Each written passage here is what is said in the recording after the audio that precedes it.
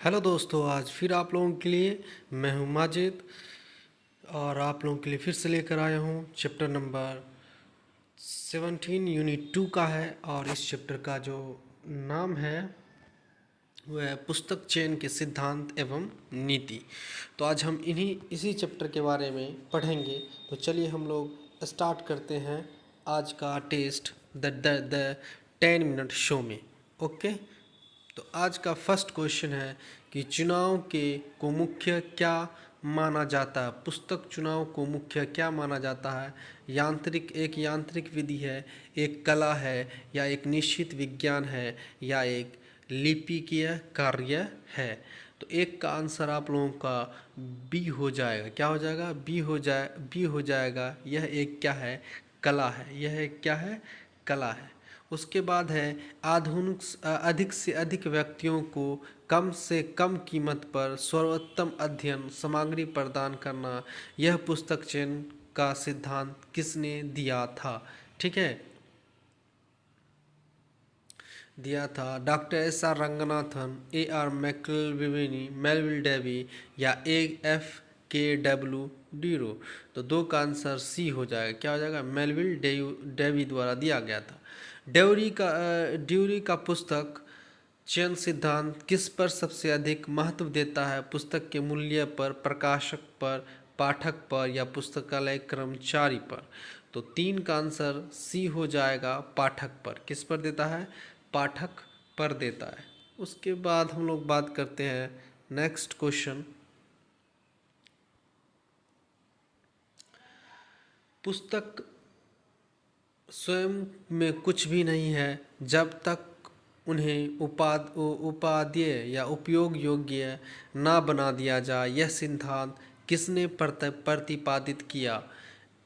L R मैकलविनी, या फिर Melville Dewey, या एस आर रंगनाथन, या जॉर्ज एस बॉन? तो चार का आंसर हो जाएगा आप लोगों का डी हो जाएगा, जॉर्ज एस बॉन हो जाएगा। उसके बाद डॉक्टर एस आर रंगनाथन के अनुसार पुस्तक चयन मुख्यतः पुस्तकालय विज्ञान के किन सूत्रों पर आधारित है? प्रथम तीन सूत्र, या केवल प्रथम सूत्र, या अंतिम दो सूत्र, या सभी पांच सूत्रों में? पाँच का आंसर हो जाएगा ए, प्रथम तीन सूत्र में है। उसके बाद पुस्तक चयन करते समय निम्नलिखित में सबसे महत्वपूर्ण कारक कौन है? तो पुस्तक का आकार, पाठक, पुस्तक विक्रेता, या जीलबंदी का प्रकार? तो छः का आंसर बी हो जाएगा, पाठक। क्या होगा? पाठक हो जाएगा। उसके बाद है पुस्तकालय में पाठकों की रुचि जानने का एक तरीका क्या है? पुस्तक का वार्षिक बजट देखना, कर्मचारी की संख्या गिनना, पाठकों से सुझाव प्राप्त करना, या भवन का निरीक्षण करना? तो सात का आंसर सी हो जाएगा, पाठकों से सुझाव प्राप्त करना।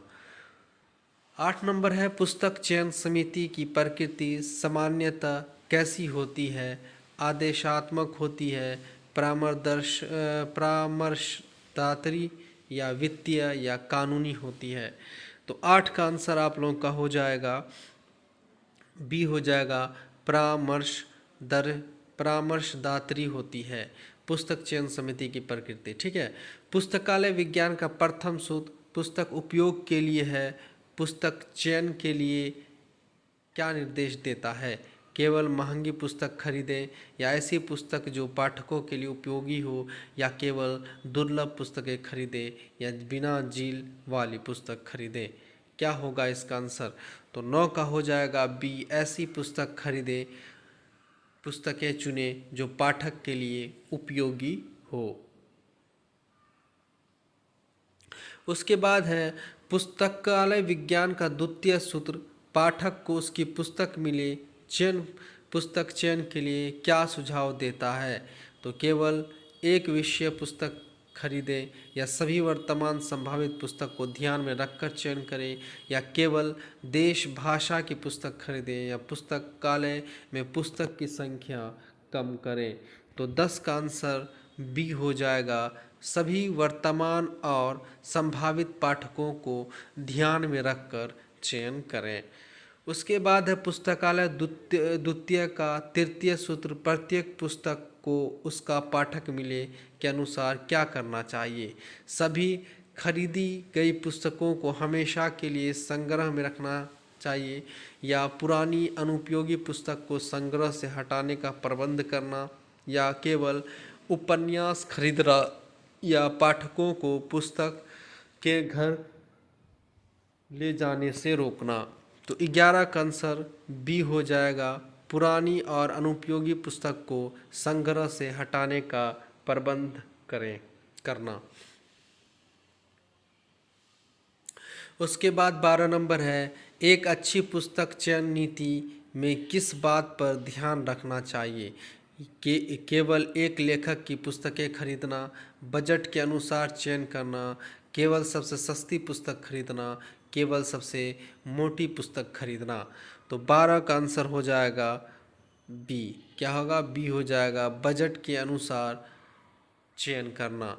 उसके बाद है, डेवी के पुस्तक चयन सिद्धांत को किस अन्य नाम से भी जाना जाता है। मांग पूर्ति बनाम मूल्य उपयोगिता सिद्धांत या पाठक संतुष्टि सिद्धांत या न्यूनतम संग्रह सिद्धांत या अधिकतम मूल्य सिद्धांत।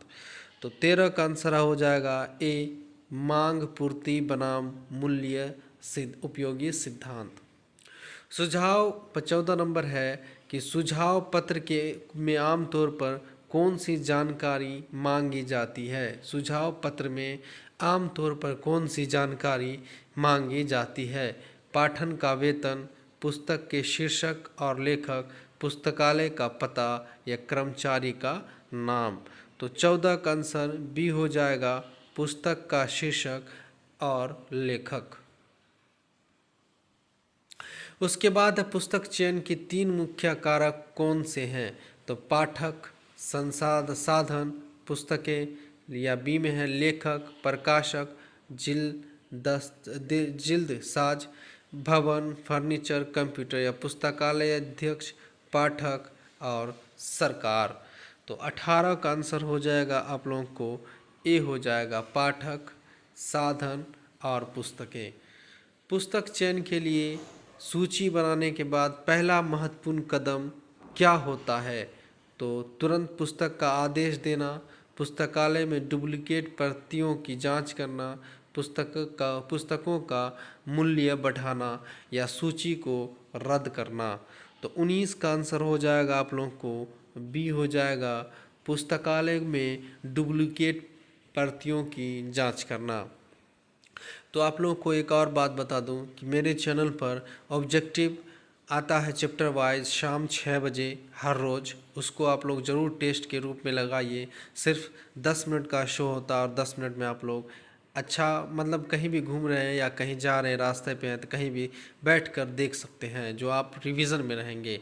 और उसके बाद डॉक्टर अमित किशोर की बुक का 1000+ क्वेश्चन का ऑब्जेक्टिव हम अभी अपने चैनल पर करा चुके हैं, जो धीरे धीरे वो भी डाल रहे हैं, तो उनको भी आप लोग ज़रूर देखिए। जो बिहार लाइब्रेरी के लिए लेट हो या बीपीएससी के लिए हो, वो आप लोग को बहुत लाभदायक पहुँचेगा। तो आप लोग जा रहे हैं कहीं रास्ता पर कहीं भी हो तो ज़रूर एक बार खोल कर देख लिया कीजिए और शेयर लाइक ज़रूर किया करें। इन सब के लिए दिल से धन्यवाद। उसके बाद 20 नंबर आज का है कि पुस्तकों रेयर बुक को पुस्तकालय में कैसे रखा जाना चाहिए। सामान्य संग्रह के साथ या एक अलग दुर्लभ पुस्तक विभाग में, या पाठकों को घर ले जाने के लिए देना या रद्दी में बेच देना चाहिए। तो 20 का आंसर हो जाएगा बी हो जाएगा, एक अलग दुर्लभ पुस्तक विभाग में।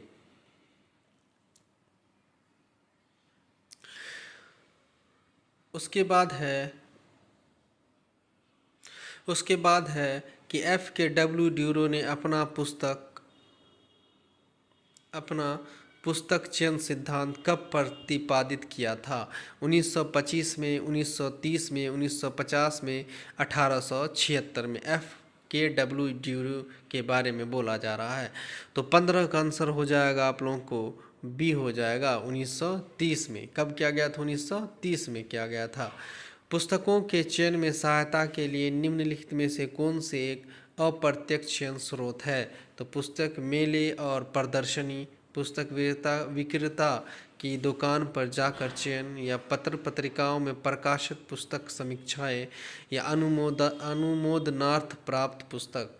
तो 16 का आंसर आप लोग का हो जाएगा सी हो जाएगा, पत्र पत्रिकाओं में प्रकाशित पुस्तक समीक्षाएं।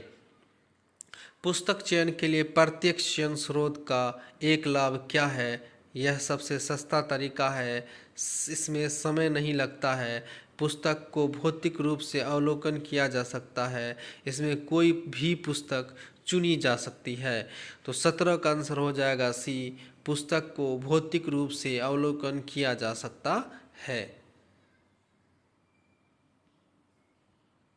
उसके बाद है 21 नंबर, उपयुक्त पाठक को उपयुक्त समय पर उपयुक्त पुस्तक प्राप्त हो, यह सिद्धांत किसने दिया था? Melville Davy, L.R. मैकलविन या डॉक्टर S.R. रंगनाथन या F.W. ड्यूरो। तो 21 का आंसर सी हो जाएगा, डॉक्टर S.R. रंगनाथन ने दिया था। उसके बाद है पुस्तक चयन को वैज्ञानिक के बजाय एक कला क्यों माना जाता है? क्योंकि इसमें वैज्ञानिक सूत्र का उपयोग होता है, क्योंकि इसका कोई निश्चित मापदंड या यांत्रिक विधि नहीं है, क्योंकि यह केवल चित्रकला की पुस्तक से संबंधित है, क्योंकि यह बहुत महंगा है। तो 22 का आंसर बी हो जाएगा, क्योंकि इसका कोई निश्चित मापदंड या तांत्रिक विधि नहीं है। 23 नंबर है कि पाठकों द्वारा पुस्तक चयन करते समय पुस्तकालय अध्यक्ष की क्या भूमिका होनी चाहिए? तो पाठक को अनदेखा करना या पाठक को युग्म सस्ता और निर्देश प्रदान करना, पाठक को चयन करने से रोकना, केवल अपने पसंदीदा पुस्तक का सुझाव देना। तो 23 का आंसर बी हो जाएगा, पाठक को सुगम रास्ता और निर्देश प्रदान करना। पुस्तक चयन का पुस्तकालय के किस विभाग से सीधा संबंध है? तो परिसंचरण विभाग से, रखरखाव विभाग से, संग्रह विभाग से या कर्मचारी प्रबंधन से। तो 24 का आंसर सी हो जाएगा, संग्रह विकास से। पुस्तक चयन समिति द्वारा पुस्तकों की सूची अनुमोदित होने के बाद क्रय आदेश का कौन पारित करता है? तो पाठक, पुस्तक विक्रेता, ग्रंथालय पुस्तकालय अध्यक्ष या कोई भी कर्मचारी। इसका आंसर क्या होगा? 25 का सी हो जाएगा, ग्रंथालय मतलब पुस्तकालय अध्यक्ष।